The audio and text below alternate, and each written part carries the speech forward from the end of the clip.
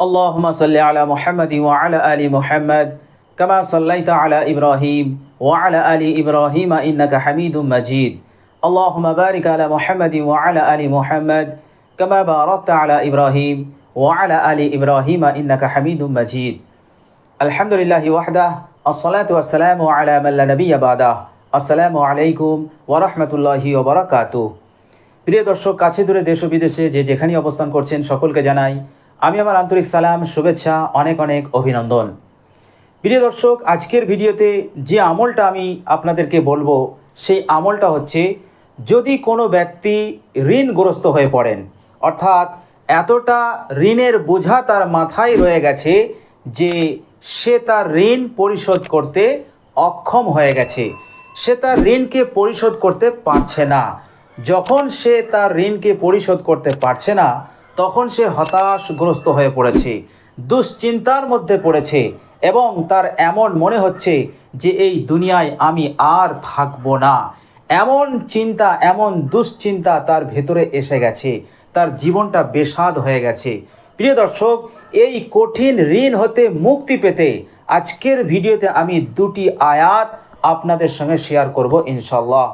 এই দুটি আয়াতকে যদি সঠিক নিয়মে, সঠিক পদ্ধতিতে আপনি যদি পড়তে পারেন, ইনশাল্লাহ আল্লাহ সুবহানাহু ওয়া তাআলার পবিত্র কোরআনের এই আয়াতের বরকতে আল্লাহ সুবহানাহু ওয়া তাআলা আপনাকে ঋণ যত বড়ই হোক, যত কঠিন হোক, ওই কঠিন ঋণ হতে আল্লাহ সুবহানাহু ওয়া তাআলা আপনাকে মুক্তি দান করবেন।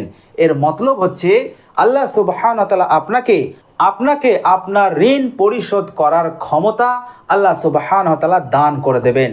অদৃশ্যভাবে অথবা অকল্পনীয়ভাবে আল্লাহ সুবহানাহু ওয়া তাআলা আপনাকে এমন সামর্থ্যবান বানিয়ে দেবেন, এমন জায়গা থেকে আপনাকে মালামাল করে দেবেন যে আপনি আপনার ঋণ পরিশোধ করতে সক্ষম হয়ে যাবেন। বলুন সুবহানাল্লাহ। তো প্রিয় দর্শক, কোরআন শরীফের সেই মূল্যবান দুটি আয়াত আজকে আমি আপনাদের সঙ্গে শেয়ার করব ইনশাল্লাহ। প্রিয় দর্শক, ওই আমলটা আপনি কিভাবে করবেন, কখন করবেন, এর সঠিক নিয়মটা কি, প্রিয় দর্শক আমি ভিডিওর শেষে বিস্তারিত আপনাদেরকে বলে দেব। তবে প্রিয় দর্শক, ঋণ সম্পর্কে আমাদের কিছুটা সতর্ক থাকা দরকার আছে। আর সেই সতর্ক হচ্ছে যে আমরা যখন ঋণ গ্রহণ করব, যেহেতু ঋণ নেওয়া জায়েজ, আবার ঋণ দেওয়াও জায়েজ, দিন শরিয়াতে এটাকে জায়েজ করেছে। তবে জায়েজ করেছে বলে আমরা আমাদের ইচ্ছা মতন ঋণ কিন্তু আমাদের নেওয়া ঠিক হবে না। আমাদের যতটুকু প্রয়োজন, যতটুকু নিলে আমাদের প্রয়োজন মিটে যাবে, আমাদের অভাব পুরো হয়ে যাবে, ততটুকু ঋণ নেওয়াই আমাদের উচিত। এমনটা যেন না হয় যে আমার যতটা প্রয়োজন তার চাইতে আমি অতিরিক্ত ঋণ নিলাম এবং সেই ঋণের টাকা নিয়ে আমোদ প্রমোদ করলাম, আনন্দ করলাম, উল্লাস করলাম। এরকম করা কিন্তু ঠিক হবে না। কেননা ঋণ নিলে সেই ঋণ কিন্তু পরিশোধ করা আপনার ওপরে জরুরি। ঋণ কিন্তু আপনাকে পরিশোধ করতেই হবে। ঋণ যদি আপনি পরিশোধ না করেন, তাহলে কিন্তু বিশ্বনবী সাল্লাল্লাহু আলাইহি ওয়াসাল্লাম এ বিষয়ে কঠোর বাণী উচ্চারণ করেছেন। তিনি বলেছেন, যারা ঋণ পরিশোধ না করে ঋণগ্রস্ত হয়ে মৃত্যুবরণ করেছে, তারা কিন্তু কখনোই জান্নাত পাবে না। এই জন্যে ঋণ নেওয়ার ব্যাপারে আমাদের খুব সতর্কতা অবলম্বন করতে হবে। তবে প্রিয় দর্শক, অনেক ক্ষেত্রে দেখা যায় যে মানুষ ঋণ তো নেয়, সেই ঋণ নিয়ে চাষে লাগালো অথবা ব্যবসায় লাগালো এবং সে চিন্তা করেছিল ব্যবসা থেকে যতটুকু আমি লাভবান হব সেখান থেকে আমি আমার ঋণকে পরিশোধ করে দেব, অথবা আমার চাষ থেকে যে ফসল হবে সেই ফসল বিক্রি করে যতটা আমি লাভ করব সেখান থেকে আমি আমার ঋণকে পরিশোধ করে দেব।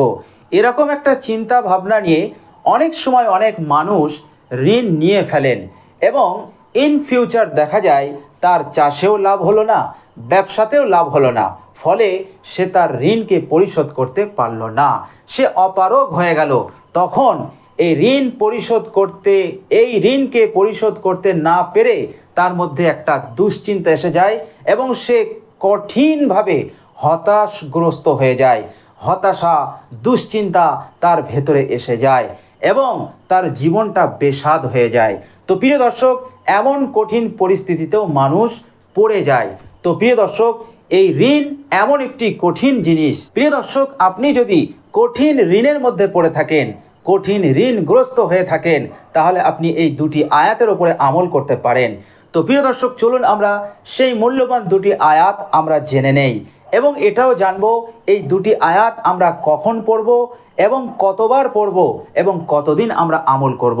প্রিয় দর্শক, ওই মূল্যবান দুটি আয়াত হচ্ছে বিসমিল্লাহির রহমানির রহিম, কুলিল্লাহুম্মা মালিকাল মুলকি তুতিল মুলকা মিম্মান তাশা ওয়া তুইজ্জু মান তাশা ওয়া তুযিল্লু মান তাশা বিয়াদিকাল খায়র ইন্নাকা আলা কুল্লি শাইইন কাদির তুলিজুল লাইলা ফিন নাহারি ওয়া তুলিজুন নাহারা ফিল লাইল ওয়া তুখরিজুল হাইয়্যা মিনাল মাইয়িতি ওয়া তুখরিজুল মাইয়িতা মিনাল হাইয়্যি ওয়া তারযুকু মান তাশাউ বিগাইরি হিসাব। প্রিয় দর্শক, এই দুই আয়াতে কারিমার অর্থ হচ্ছে আল্লাহ সুবহানাহু ওয়া তাআলা বিশ্বনবী সাল্লাল্লাহু আলাইহি ওয়াসাল্লামকে বলছেন, হে নবী, আপনি বলুন, কুলিল্লাহুম্মা মালিকাল মুলকি তুতিল মুলকা মিম্মান তাশা, হে সমগ্র রাজ্যের অধিপতি, আপনি যাকে ইচ্ছা করেন তাকে রাজত্ব দান করেন, আবার যার নিকট হতে ইচ্ছা করেন রাজত্বকে ছিনিয়ে নেন, যাকে ভালোবাসেন ইচ্ছা করেন তাকে সম্মান দেন, ইজ্জত দেন, আবার আপনি যাকে ইচ্ছা করেন তাকে লাঞ্ছনা করে দেন, তাকে অপমানিত করে দেন। হে আল্লাহ, বিয়াদিকাল খায়র, সমস্ত মঙ্গল কল্যাণ ভালাই আপনার হাতেই রয়েছে। হে আল্লাহ, নিশ্চয় আপনি সমস্ত জিনিসের ওপর ক্ষমতাবান। হে আল্লাহ, তুলিজুল লাইলা ফিন নাহারি, আপনি রাতকে দিনের মধ্যে, রজনীকে দিবসের মধ্যে প্রবেশ করিয়ে দেন, আবার দিবসকে রাতের মধ্যে আপনি প্রবেশ করিয়ে দেন। আবার আপনি কি করেন, মৃত হতে জীবন দান করেন, জীবিত করে দেন, আবার আপনি জীবিতকে মৃত দান করে দেন।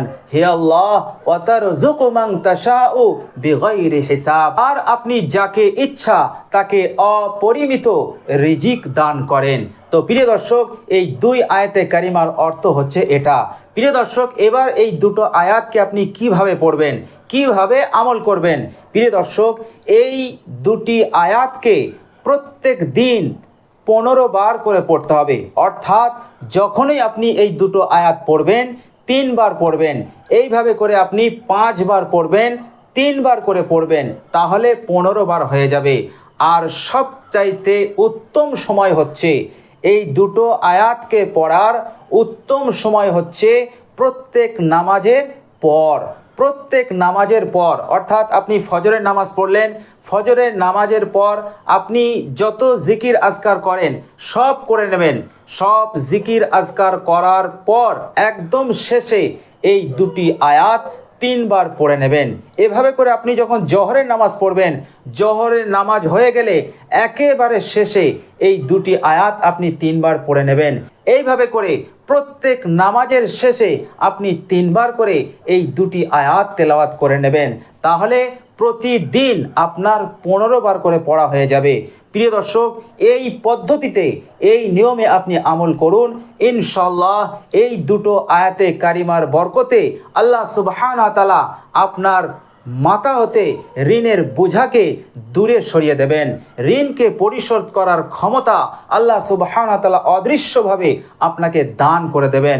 হতাশা, দুশ্চিন্তা সব দূর হয়ে যাবে। ফলে আপনি ঋণের মতন কঠিন বিপদ হতে মুক্তি লাভ পেয়ে যাবেন ইনশাআল্লাহ। তো প্রিয় দর্শক, এই দুটি মূল্যবান আয়াত আপনারা আমল করবেন।